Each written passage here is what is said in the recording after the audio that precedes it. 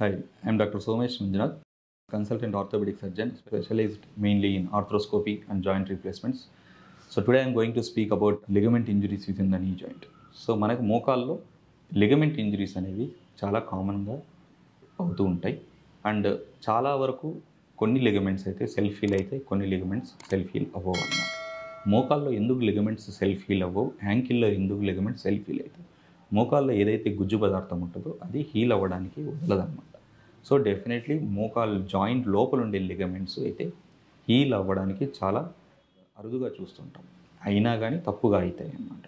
So రేపటి ఫ్యూచర్లో కూడా ఏదన్నా అయ్యే ఛాన్సెస్ అవుతాయి. యాంకిల్లో అయితే లిగమెంట్స్ అనే జాయింట్ బయట ఉంటాయి కాబట్టి మ్యాక్సిమం సో హీల్ అయ్యే ఛాన్సెస్ చాలా ఎక్కువ కంపేర్ టు నీ. సో మోకాల్లో లిగమెంట్స్ ఎన్ని ఉంటాయి? నార్మల్గా మనకు మోకాల్లో మెయిన్గా 4 లిగమెంట్స్ ఉంటాయి: ACL, PCL, MCL, LCL. So 4 పక్కల 4 లిగమెంట్స్ ఉంటాయి అన్నమాట. సో మోర్ కామన్గా మనం వింటుండే లిగమెంట్ ఏదైతే టేర్ అవుతుందో అది ఏసీఎల్ లిగమెంట్ అంటే ముందు భాగంలో ఉండే లిగమెంట్. అండ్ మోర్ కామన్గా ఈ లిగమెంట్ అనేది 20 నుంచి 40 ఏళ్ళ వాళ్ళల్లోనే చూస్తుంటాం. ఎందుకంటే యాక్టివ్ స్పోర్ట్స్ పర్సన్స్ ఇలాంటి వాళ్ళల్లోనే, లేకపోతే పైన ఫుట్బాల్ ప్లేయర్స్ కానీ, క్రికెట్ ఆడేటప్పుడు కానీ అన్ఈవెన్ సర్ఫేసెస్లో సడన్గా తిరగడం, సడన్గా రొటేట్ అవ్వడం, ఇలాంటి రొటేటరీ మెకానిజం వల్లనే యూజువల్గా ఏసీఎల్ అనేది ఒక పాప్ లాగా సౌండ్ వచ్చి మోకాల్లో విపరీతమైన నొప్పి వచ్చి వాపు వచ్చి మన దగ్గరకు వస్తూ ఉంటారు అన్నమాట. సో ఈ కండిషన్స్లో ఏం చేయాలి? సో ఎవరికైనా సరే డెఫినెట్లీ మోకాల్లో ఇంజురీ అయ్యి, ఒక ట్విస్టింగ్ ఇంజురీ అయ్యి కింద పడి మోకాళ్ళంతా వాపు వచ్చి లేకపోతే నడవలేని పరిస్థితులు ఉంటే డెఫినెట్లీ దగ్గరున్న హాస్పిటల్లో కానీ లేకపోతే ఆర్థోపెడిక్ సర్జన్ దగ్గరకు కానీ వెళ్ళాలి.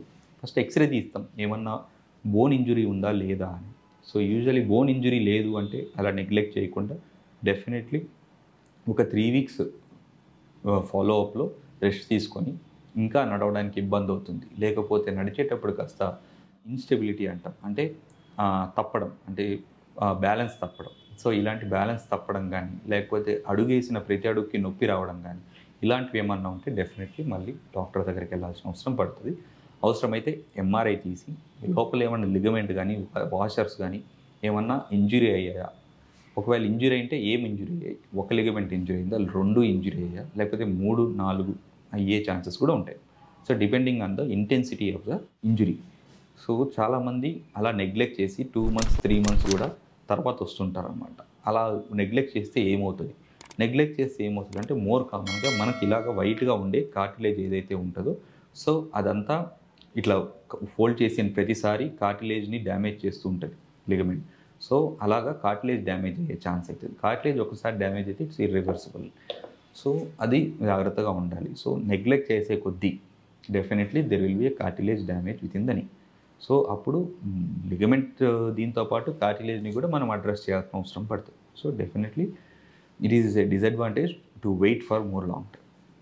సో డెఫినెట్లీ 4 వీక్స్ తర్వాత మనకి ఏమైనా ఏసీఎల్ అలోన్ ఉంటే, ఒకవేళ ఎంత స్టేజ్ ఉంది, పార్షియల్ టేర్ ఉందా లేకపోతే కంప్లీట్ టేర్ ఉందా, ఒకవేళ పార్షియల్ టేర్ ఉందంటే ఎంత అమౌంట్ ఆఫ్ ఫైబర్స్ కట్ అయ్యాయి, మనకి లాక్సిటీ ఎట్లుంది, ఇన్స్టెబిలిటీ ఎలా ఉందో చూసి అవసరమైతే కీ హోల్ సర్జరీ అంటాం. జస్ట్ 2 హోల్స్ వేసి మోకాల్లో లిగమెంట్ ఎంతవరకు కట్ అయిందో చూసి అండ్ వాషర్స్ స్టేటస్ కూడా చూసి, ఒకవేళ వాషర్స్ ఎంగేజ్లో డెఫినెట్లీ ప్రిజర్వ్ చేయాల్సిన అవసరం పడుతుంది.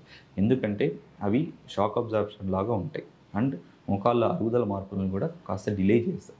సో డెఫినెట్లీ వాషర్స్ని ఎక్కడ వీలైతే అక్కడ, ఎన్నిసార్లు వీలైతే సార్లు ప్రిజర్వ్ చేయాల్సిన అవసరం పడుతుంది అన్నమాట. జస్ట్ రిపేర్ చేస్తే 4 వారాల్లో హీల్ అయ్యే ఛాన్సెస్ చాలా ఎక్కువ ఉంటాయి. ఇంకొకటి లిగమెంట్ మనకు మోకాల్లో, లెగ్లో న్యాచురల్ లిగమెంట్స్ మనకు ఉంటాయి అన్నమాట. ఎవరైతే అథ్లెట్స్ ఉంటారో వాళ్ళకి ఇప్పుడు మనం సింథటిక్ గ్రాఫ్ట్స్ కూడా వేస్తున్నాం. సింథటిక్ గ్రాఫ్ట్స్ అంటే మన మోకాల్లో లిగమెంట్స్ తీసుకోకుండా బయట నుంచి మనం సింథటిక్ అంటే ఆర్టిఫిషియల్ గ్రాఫ్ట్స్ ఏవైతే ఉంటాయో వాటిని పెట్టి ఇప్పుడు మనం సర్జరీ కూడా చేస్తున్నాం. సో నార్మల్గా అయితే ఇన్ని రోజులు మనం మోకాల్లో మనకి న్యాచురల్గా ఇంకో 2 to 3 మజిల్స్ ఏవైతే ఉంటాయో వాటిని ఇలాగా ఏసీఎల్ గ్రాఫ్ట్ రూపంలో అమర్చి పై బోన్కి కింద బోన్కి బటన్స్తో వేసి పట్టుకోవడము, లేకపోతే ఒక పక్క బటన్ కింద పక్క స్క్రూ వేసుకోవడము, ఇలాంటి సర్జరీస్ చేస్తుంటాం. దీన్ని ఏసీఎల్ రీకన్స్ట్రక్షన్ అంటాం. సో దీంట్లో చాలా టెక్నిక్స్ ఉంటాయి. ఒకటి పైన బటన్ కింద బటన్ వేయడం, ఒకటి పైన స్క్రూ కింద స్క్రూ వేయడం, ఒకటి ఒక పక్క బటన్ ఇంకో పక్క కరిగిపోయేటటువంటి స్క్రూ వేయడం, ఇలా చాలా రకాలు ఉంటాయి. ఏది ఉన్నా కానీ 4 వారాలు రెస్ట్ అయితే కంపల్సరీ. దానికి ఫిజియోథెరపీ ప్రోటోకాల్స్ ఉంటాయి. 6 నెలల వరకు అయితే మాత్రం డెఫినెట్లీ స్పోర్ట్స్ కానీ ఇలాంటి యాక్టివిటీస్కి చాలా దూరంగా ఉండాల్సిన అవసరం పడుతుంది. బట్ 6 నెలల తర్వాత మళ్ళీ అన్ని activities including sports, jumping, everything చేసుకోవచ్చు అనమాట. సో ఏసిఎల్ లిగమెంట్ అనేది డెఫినెట్లీ ఇట్స్ మళ్ళీ మిమ్మల్ని ఎవ్రీథింగ్ ఇంక్లూడింగ్ మీరు ఇంతకుముందు చేసే ఏదైతే స్పోర్ట్స్ ఉన్నాయో వాటి వరకు కూడా అన్నీ చేసుకోవచ్చు. ఏసిఎల్ అయితే nothing to be worry, but you have to be careful with your exercises in the future. Muscle strength అనేది ప్రాపర్గా పెట్టుకుంటే ఏసిఎల్ ఇంజురీస్ అనేటివి ఎక్కువగా అవ్వకుండా ఉంటాయి. Second thing, PCL injuries. PCL injuries అనేది చాలా రేర్, చాలా తక్కువగా అవుతుంటాయి compare to ACL injuries. So more కామన్గా ఇది ట్రామా అంటే యాక్సిడెంట్స్ కానీ లేకపోతే ఒక పొజిషన్లో పెట్టుకున్నప్పుడు నీకు ఇంజరీ అయినప్పుడు కానీ ఇలాంటప్పుడే పీసీఎల్ ఇంజరీస్ అవుతాయి. So PCL injuries 50% intact or 60% ఒక 40% ఇంటాక్ట్ ఉన్నా కానీ కన్జర్వేటివ్ అంటే జస్ట్ ఎక్సర్సైజెస్ అండ్ వీటితోనే సరిపోతాయి అన్నమాట. ఓన్లీ కంప్లీట్ టేర్స్ ఉన్నప్పుడే పీసీఎల్ని రీకన్స్ట్రక్షన్ చేయాల్సిన అవసరం పడుతుంది.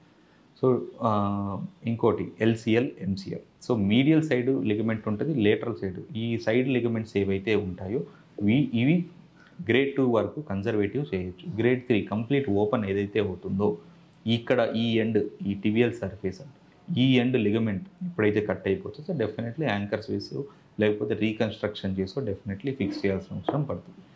సో ఒకసారి ఫిక్స్ చేసిన తర్వాత 4 వారాల తర్వాత మళ్ళీ అన్ని యాక్టివిటీస్ కానీ ఈ రీహాబిలిటేషన్ ప్రోటోకాల్ అయిన తర్వాత మళ్ళీ అన్ని యాక్టివిటీస్ కానీ అన్నీ చేసుకోవచ్చు అన్నమాట. సో లిగమెంట్ ఇంజరీస్ అనేటివి మోర్ కామన్గా చూస్తుంటాం, అది కూడా మెయిన్గా 20 to 40 years వాళ్ళకి.